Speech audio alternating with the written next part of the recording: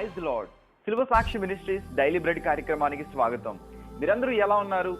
మన ప్రభువును రక్షకుడైనటువంటి యేసుక్రీస్తు వారి యొక్క కృపను బట్టి మీరందరూ బాగుండాలని అనుదినం నేను ప్రార్థిస్తూ ఉన్నాను. దేవుడి రోజంతటిని మనందరికీ బహు ఆశీర్వాదకరంగా చేయనుగాక. ఆమెన్. ముందుగా ఒక ఆత్మీయ గీతాన్ని వీక్షించండి.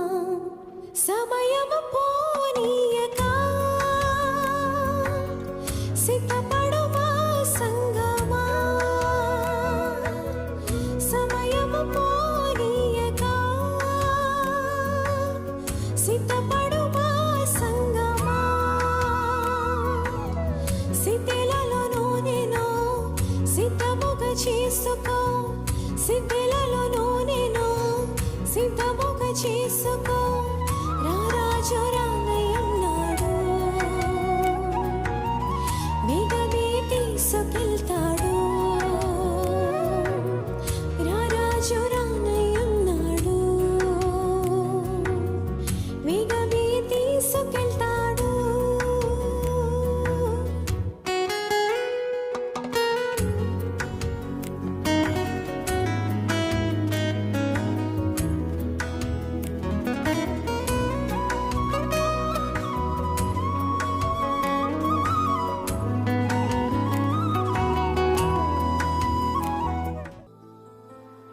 ఒక చక్కటి ఆత్మీయ గీతాన్ని వీక్షించి ఆనందించారు కదా. నా ప్రియమైన వారలారా, మనందరం కూడా ఎలా ఆలోచిస్తూ ఉంటామంటే డబ్బే చాలా ఇంపార్టెంట్ అన్నట్టుగా ఆలోచిస్తూ ఉంటాము. ఈ లోకంలో అన్నింటికన్నా ఇంపార్టెంట్ డబ్బే అని మనం భావిస్తుంటాము. బట్ మనం గమనించాల్సింది ఏంటంటే మనీ మేక్స్ మెనీ థింగ్స్, అంతేగాని మనీ డజంట్ మేక్ ఎవ్రీథింగ్.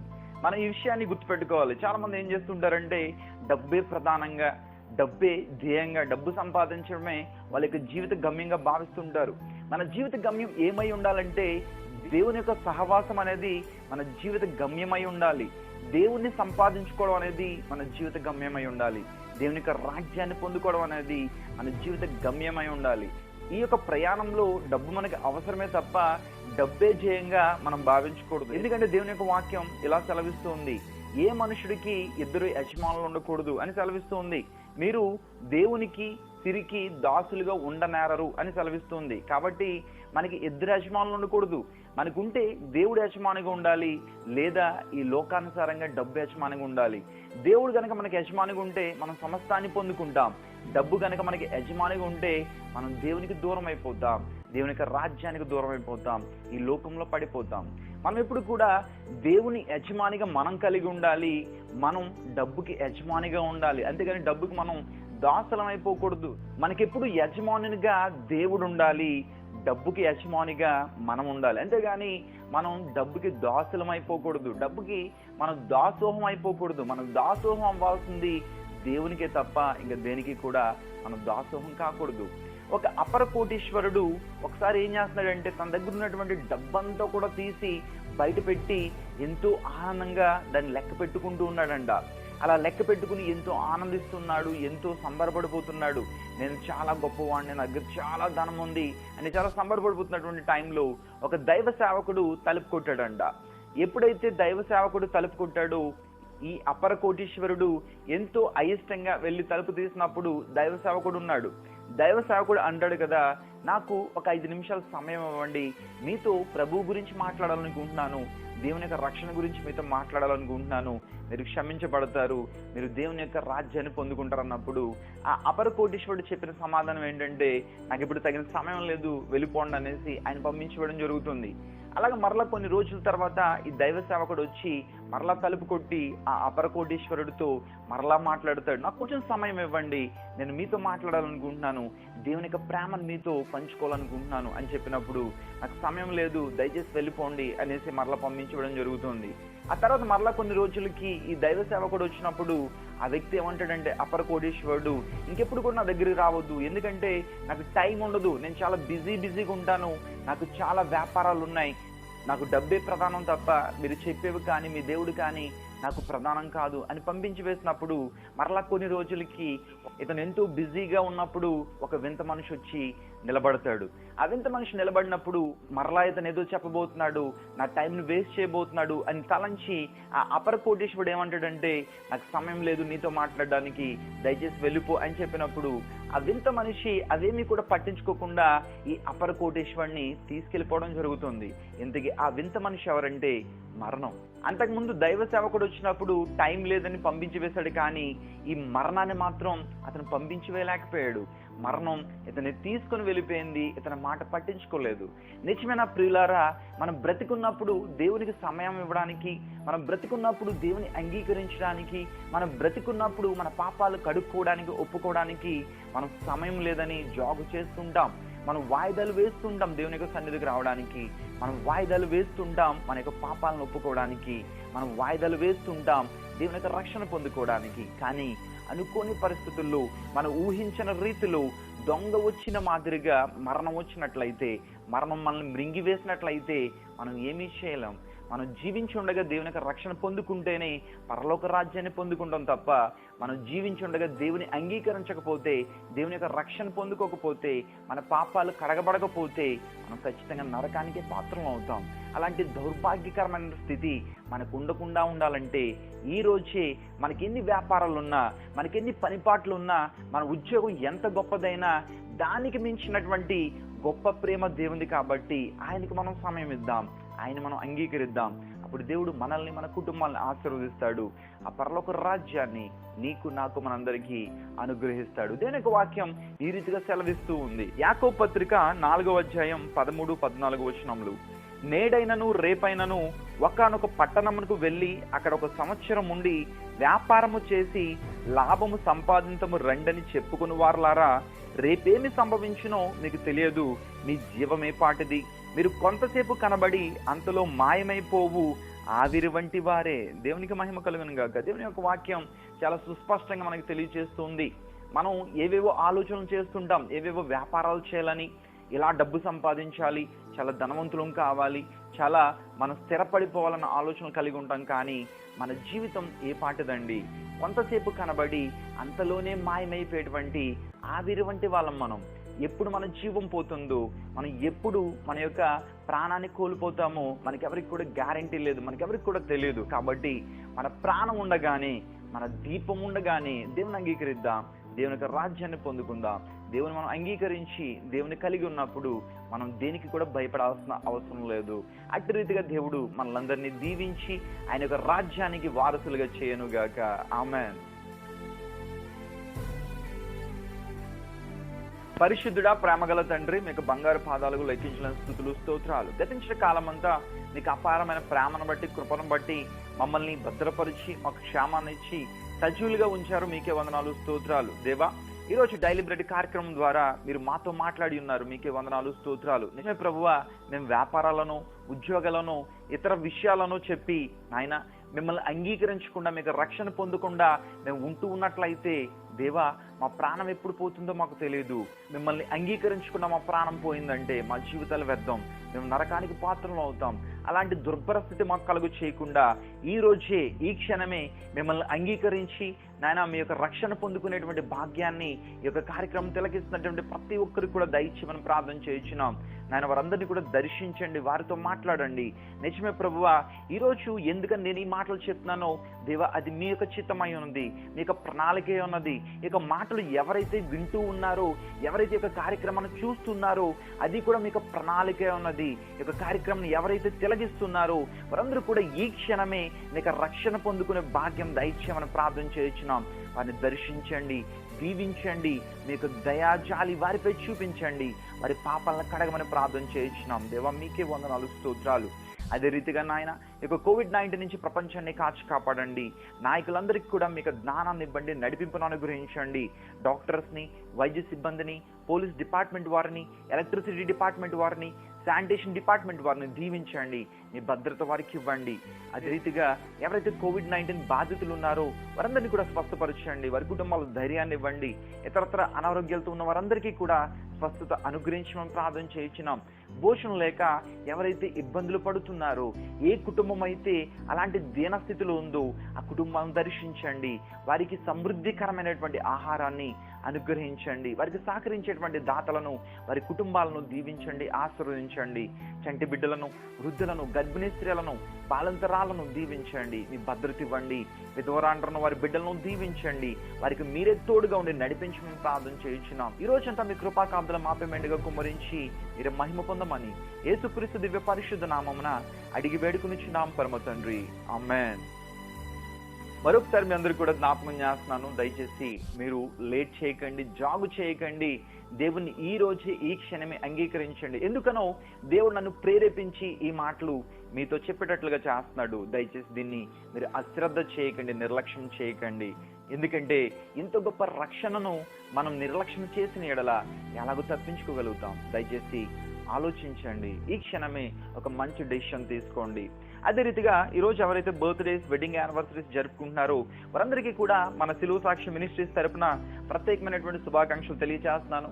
దేవుడు మిమ్మల్ని ప్రేమించి మీకు ఏ వాగ్దానాన్ని అనుగ్రహించున్నారో చూద్దాం. Here is the promise for today. The promise is, నేను నీ నోటికి తోడైయుండి నీవు ఏమి పలకవలసినది నీకు బోధించదను. నిర్గమకాండము 4వ అధ్యాయం 12వ వచనం. దేవునికి మహిమ కలుగును గాక. దేవుడు చాలా గొప్ప వాగ్దానాన్ని మీకు అనుగ్రహించి ఉన్నాడు. ఎందుకంటే నోరు అనేది చాలా ఇంపార్టెంట్ అండి. ఈ నోటి మాటను బట్టి మనం విజయాలు పొందుకోవాలన్నా, ఈ నోటి మాటను బట్టి మనం అపజయాలు పొందుకోవాలన్నా, కాబట్టి మన నోరు స్థిరంగా ఉన్నట్లయితే, మన నోరు దేవుని యొక్క వాక్యాన్ని కలిగి ఉన్నట్లయితే డెఫినెట్గా మనం విజయాలు పొందుకుంటాం. అందుకని దేవుడు ఈరోజు తన యొక్క వాగ్దానం ద్వారా మీకు ఏం సెలవిస్తున్నాడంటే, నేను నీ నోటికి తోడై ఉండి నువ్వు ఏమి పలకవలసినది నీకు బోధించదను. దేవునికి మహిమ కలుగును గాక. ఈ యొక్క వాగ్దానం మీ జీవితంలో నెరవేరాలని, మీరు మాట్లాడే ప్రతి మాట కూడా ఆశీర్వాదకరమైనటువంటి మాటగా ఉంటూ మీకు కూడా అనేక ఆశీర్వాదాలు కలుగుచే విధంగా ఉండినట్లుగా నేను ప్రార్థిస్తాను. మీరందరూ కూడా తలలు వంచండి. దేవా మీకే వందనాలు, స్తోత్రాలు. ఈరోజు ఎవరైతే బర్త్డేస్, వెడ్డింగ్ యానివర్సరీస్ జరుపుకుంటున్నారో వారందరినీ కూడా దీవించండి, ఆశీర్వదించండి. గతించిన కాలం అంతా కాచి కాపాడారు, మీకే వందనాలు, స్తోత్రాలు. ఈ రోజు సంవత్సరం అనే నీ దయా కిరీటాన్ని వారికి ధరింప చేసినందుకు మీకే వందనాలు, స్తోత్రాలు. దేవా రాబోతున్న దినాలన్నీ కూడా దీవించండి. వారికి మీరు తోడుగా ఉండి వారు ఏమి పలకవలసినది వారి నోటి ద్వారా మీరు వారికి సెలవిస్తాను, వారిని నడిపిస్తానని వారికి వాగ్దానం చేసి ఉన్నారు. మీకే వందనాలు, స్తోత్రాలు. మీకు వాగ్దానం వారి జీవితంలో నెరవేర్చండి.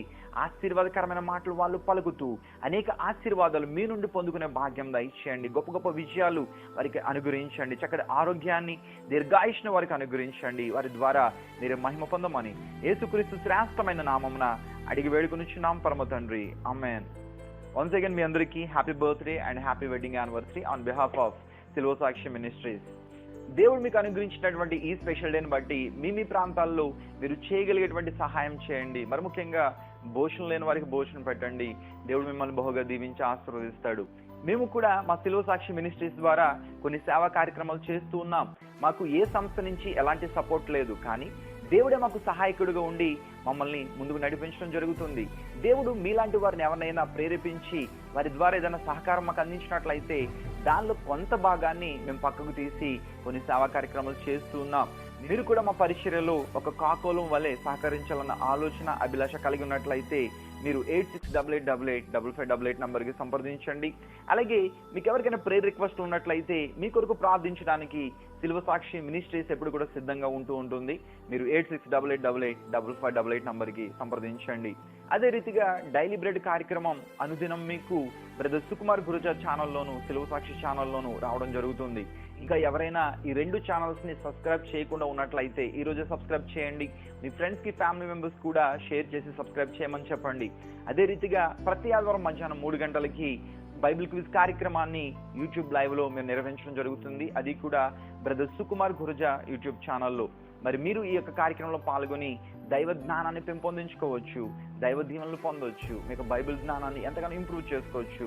ప్రతి ఒక్కరు కూడా ప్రార్థించండి, పాల్గొనండి, సహకరించండి. God bless you all.